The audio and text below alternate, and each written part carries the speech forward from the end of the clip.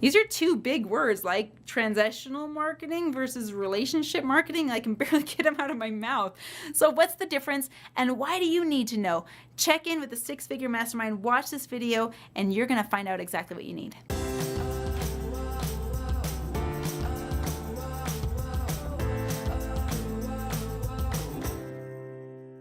So what's the difference between transactional marketing and relationship marketing? They're really big words, so what do they mean? Okay, let's start out first with transactional marketing. Transactional marketing is purely product-based. So if you think about whenever you shop on Amazon, you're shopping for products, you don't know who is behind them. And like, I've been on the back end of Amazon. I know what it's like. Amazon isn't just one company sending out a bunch of products. They used to be back in the day. It was just them and their books, but Amazon does everything now. So Amazon is full of good examples of transactional marketing. You don't know really who you're buying from. You know you're buying from Amazon, but Amazon has possibly hundreds of thousands of sellers all over the world who are providing their products to a central warehouse or a series of central warehouses, and then you're buying from those warehouses. Transactional marketing, there's oftentimes a middleman involved, and it really doesn't require a lot of afterthought or a lot of follow-up after the transaction's been made. It's not very emotional either. When you go into the purchase, it's, I need that, I'm going to buy that. I need groceries at the grocery store, I'm going to go get them. I need toilet paper, I'm out. Well, maybe that sometimes can be emotional. Hopefully not too emotionally scarring. You just go get some when you're out and you bring it home and you've made a transaction. I exchanged my money for a good or a service, and I got the good or service, on my way, all done. That's transactional marketing. Relationship marketing is a reflection of that. Now, every transaction will have some kind of relationship to it. Think about Apple products, for example. Apple is a magnificent example of an emotional transactional-based experience. People love their brand loyalty to Apple. They've created this masterfully because all of their products sync with each other so well. They're not compatible with other products.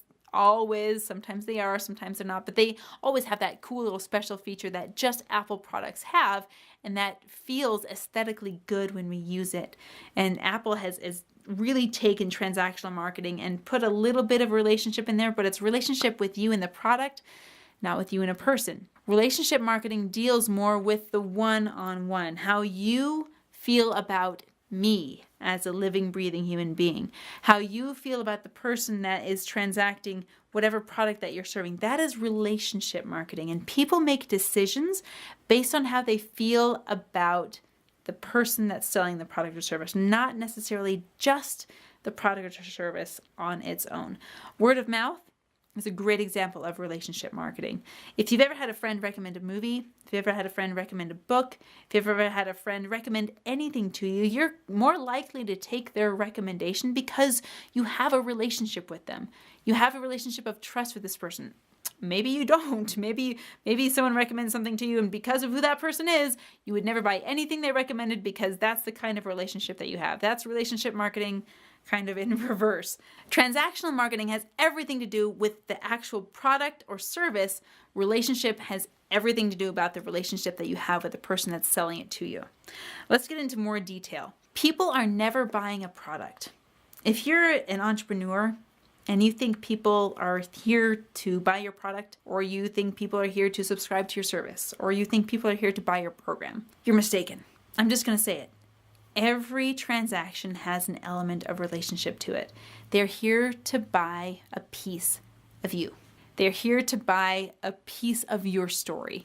They're here to buy a piece of your lifestyle. That's why people have Instagram accounts. That's why there is lifestyle photography. I mean, think about it. Think about a brand that has done an excellent relationship building a rapport with you, even though you've never met the creators of the brand. The first one that comes to my mind is Nike. Nike has a really excellent and superbly crafted relationship. Here's what I mean by that.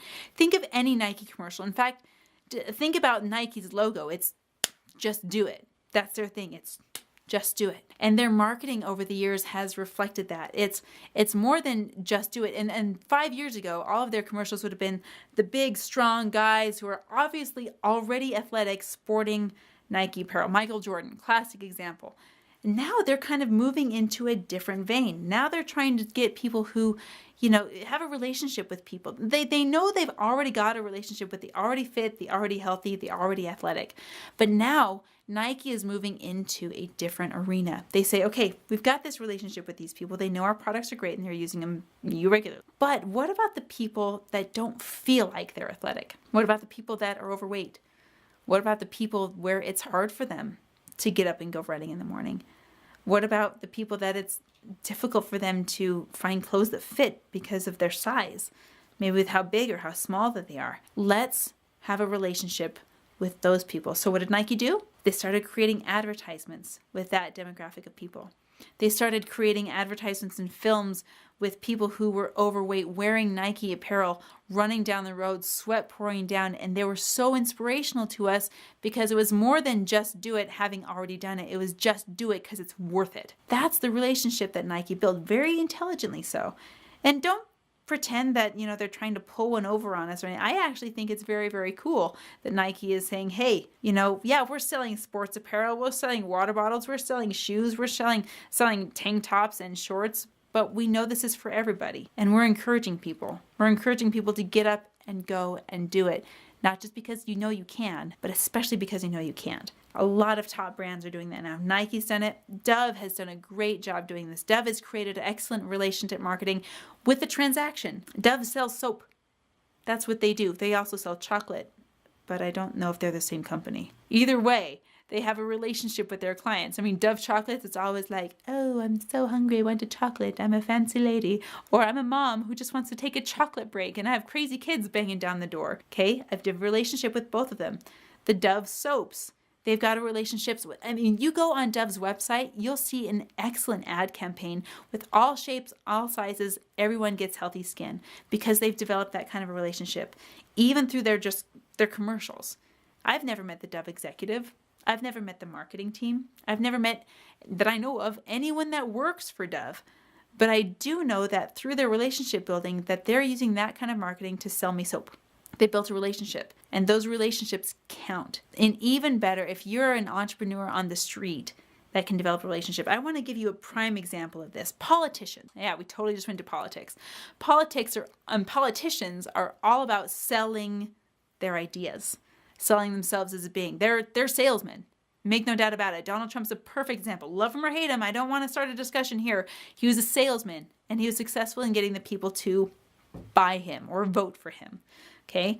I want to tell you about the president of Costa Rica. I went down to Costa Rica just a few months ago, and I had an opportunity to tour the city before any of the rest of my group got there. So I hopped on a bus with a bunch of people who were traveling from all over the world, and we just hopped on a tour bus together and started touring the city.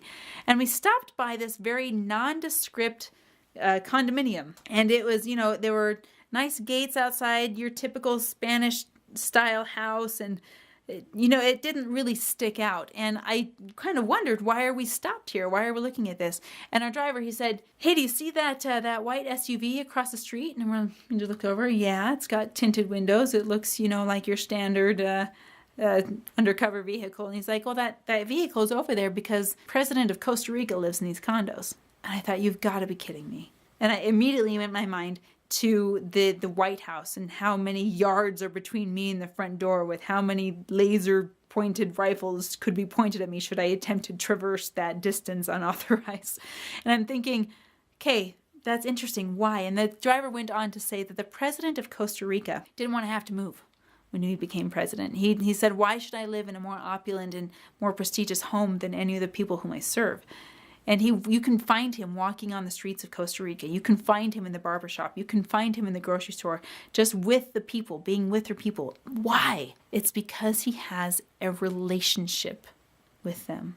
Because he wanted to know what it was like as a president to be in and among the people. That's the kind of relationship marketing I want to exemplify.